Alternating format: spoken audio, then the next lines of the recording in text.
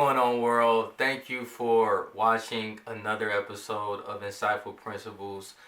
In today's video, I'm really going to talk about just my global macro outlook for 2023 and what I expect in the new year of what's going to happen with our monetary policy, as well as some things to look out for when it comes to inflation and also just the geopolitical conflict that we've been seeing across the world.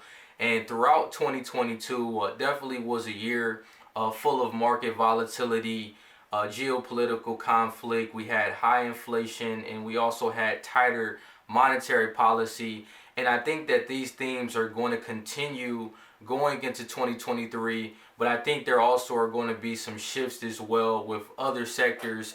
And I think that hard assets are going to be prevalent going into the new year, as well as looking at value companies throughout the stock market and making sure that you are investing in companies that are bringing in great cash flow, that have healthy balance sheets, and that have low debt are going to be some of the things I'm going to be paying attention to.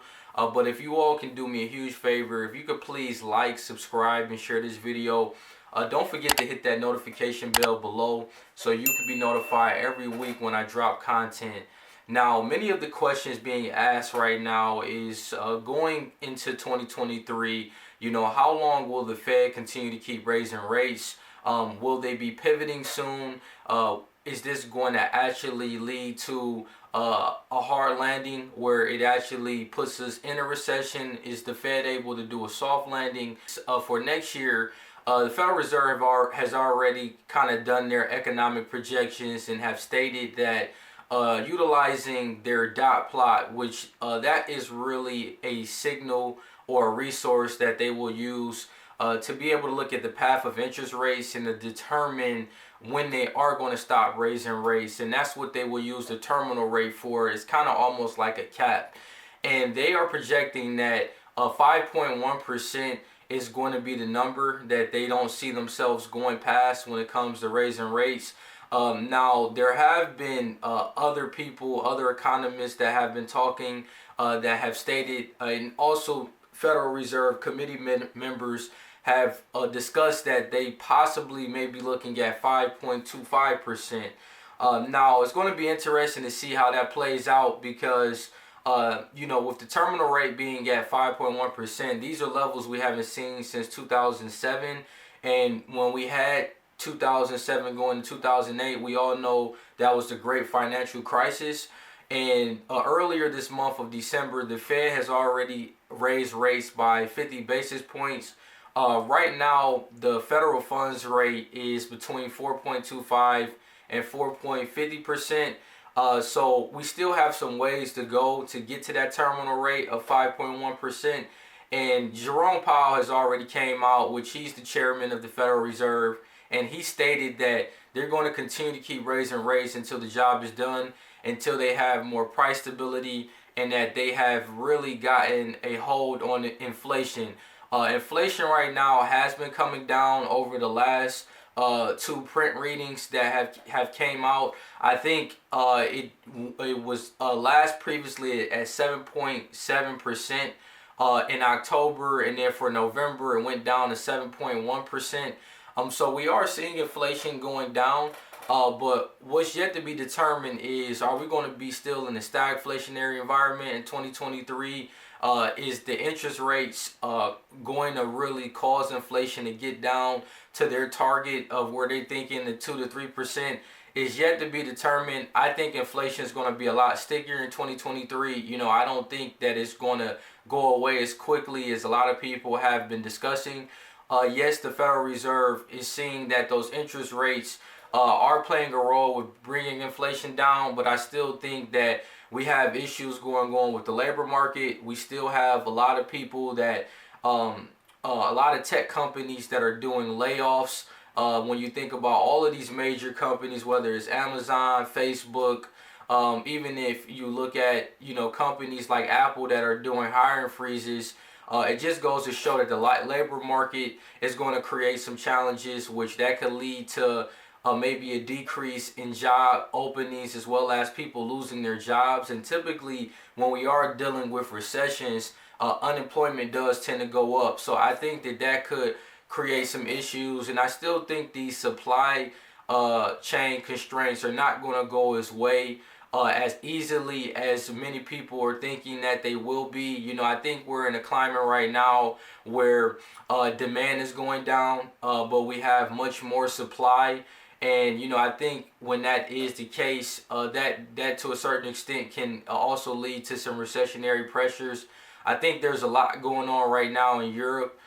They're dealing with a lot of energy security where they don't have enough energy to be able to heat their homes out there, and they rely on a lot of non-renewable resources. So they focusing more on clean energy. They don't have a lot of oil and gas.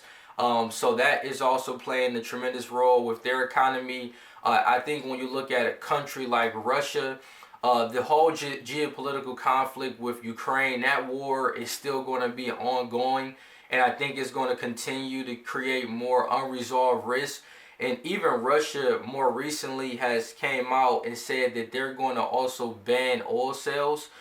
Two countries that accept the price oil cap that the U.S. has more recently come out and stated that pretty much with Russia, they've put a cap on their oil of about $60 per barrel. So there's a lot of questions around that as far as, you know, what is Russia going to do now when it comes to how they're going to actually accept payments when it comes to the oil that they're selling with their country, and how they're going to go about trading oil. So I definitely think there's a lot of risk in the market that can also create, you know, higher inflation, or at least keeping inflation still at where it's at now. Kind of like what I mentioned with the dot plot.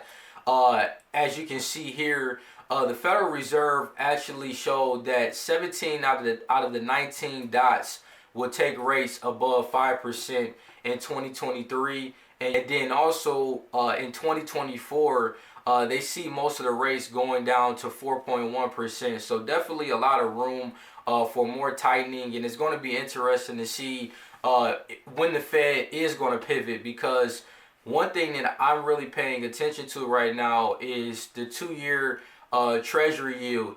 Right now, the 2-year Treasury yield is at 4.31%. And a lot of people will look at this Treasury yield to get an idea of what the forward policy expectations are going to be. So usually this is an indicator you can use to get a gauge on when the Fed is going to pivot or possibly pause hiking. And right now, the federal funds rate is between 4.25 and 4.50%. The 2-year Treasury rate is within that range. So I think right now things are telling us that it will continue we will continue to see tightening. But I think that if this 2-year Treasury rate starts to go down much lower, then that could also signal that there may be a pause. And if it continues to go higher, is used as a gauge to state that the Fed is going to continue to keep raising rates to be able to get to where the 2-year Treasury yield rate is at currently now. Now, one thing that I'm also paying attention to right now is looking at not only what the central banks here and what the Federal Reserve is doing when it comes to our rates, but also what is happening globally, because I think a lot of times with these interest rate hikes, this is a collaborative effort. Usually you're not only seeing one country doing one thing. Whenever I see patterns, or whenever I see something similar that is happening not only here, but I'm seeing it in other countries, that could also show that there is things that are happening collectively that can have an impact on the global market. And I think usually when we're raising rates, you tend to see other countries follow suit. It's no different. You know, if we go into a recession, most likely there's going to be other countries like Europe that are going to see a significant downturn in their market as well. But as you can see here with the interest rates across many of the countries here listed, Japan is really the only one that is in a negative interest rate territory. And some of the reason for that is because they're really trying to pump up their Japanese yen. The Japanese yen has devalued significantly across many other currencies, whether you're looking at the euro, the pound, or even looking at the dollar. they are actually, printing, they're actually buying their long-term treasury bonds in order to be able to bring the price of their Japanese yen up. And what that is doing is causing their interest rate to go down. They're keeping their interest rate negative in order for them to be able to buy their bonds. So they're really the outliers when you kind of look here. But also when I look at, Europe right now, their interest rate is at 2.5%. I look at the UK, which is, the United Kingdom, they're at 3.5%. You look at Canada, their interest rate is very similar to ours, 4.25%. China is at 3.65%. So this just kind of gives you an idea of some of what the major big players, what they're kind of doing when it comes to interest rates. And I think looking at the inflation rate is important because inflation is much higher in other countries. And I think that even if we see other countries go into a recession, that also can have a direct impact with us as well when it comes to trade and things like that with, imports. So when you look at the United States, like I mentioned, right now our interest rate is at 7.1%. It has been coming down, but one thing I'm paying attention to is the Federal Reserve. Jerome Powell has already stated that they want to have positive interest rate, positive real yields across all of the different yield curves. And what that means is that they are going to continue to keep tightening until those treasury yields are bringing in a higher yield than inflation. Right now, the 2-year treasury is getting very close. It's at 4.31%, but we still have inflation at 7.1%. So that's why I think that the hiking is going to continue, because we still aren't seeing positive real rates. We're going to see more volatility in the market. We're going to see probably more pain within the bond and the stock market. Now, when you also look at a country like Europe, right now they're dealing with inflation at 10.1%. Germany is at 10%, and then you have the UK that's at 10.7%. So they're dealing with inflation at much higher levels, and they most likely are going to see more recessionary pressures than we will. But I still think that the energy security situation in Germany is going to be very serious, and wanting to see how the winter is going to play out for them.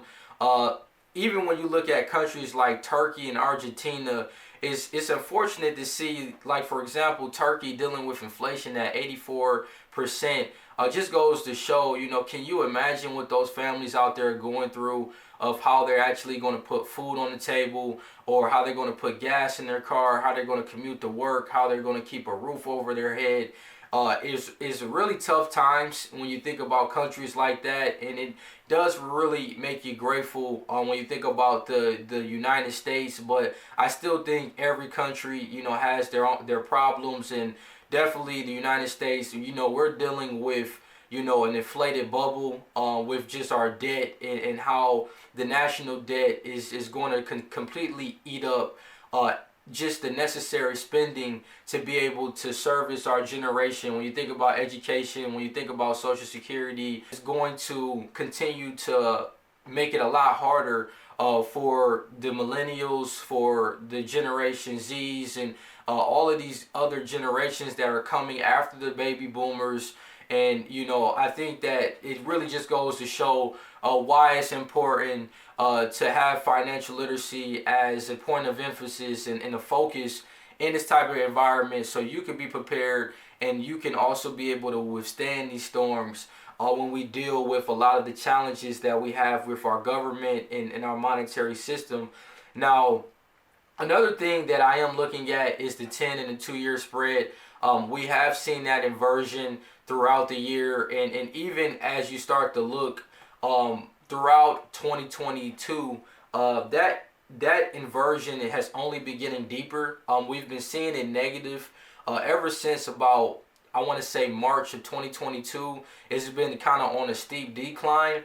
And even when you look with previous history, even if we look more recently, when we had an inversion in March of 2006, Then when we got into about January of 2008, we started to see that we went into a recession with the economy. So typically it has been stated that whenever there's an inversion of the yield curve, typically we're looking at somewhere, to a year, 6 to 12 months before we can see a recession in our economy. Now, right now, we going into early next year, a lot of people are saying the first or the second quarter of 2023 is when we're really going to see that recession. That's yet they're going to be determined. But with kind of looking at the economic indicators, I can see why that is being stated. In Russia now, they really understood how the U.S. has used their dollar system, their SWIFT system, as an economic weapon. And now they're wanting to move away from the dollar, and they want to be able to keep more of their purchasing power. So now you hear talks of the BRICS nations that they're actually creating a new reserve currency where you have Brazil, Russia, India, you have China, and you have South Africa, and Saudi Arabia is trying to get involved as well. And also Egypt is trying to apply and be a part of the BRICS nations, where they're trying to create a new basket-based currency where they want to separate from the dollar. Because, for example, when you look at Russia, whenever they are selling oil, they're the second largest exporter of oil. When they're selling that to a country like the United States, typically in the past they would accept payments in dollars. So the issue with that is dollars are a melting icing cube. We're seeing that the devalue of the dollar and just how inflation has caused the purchasing power of dollars to go down. Russia's understanding now they want to escape from that system. They want to start looking at ways of how they can actually preserve their wealth and how they can have a store of value. So you hear talks of now Russia accepting rubles when it comes to them selling oil, or a lot of people are kind of speculating that they will eventually start taking gold.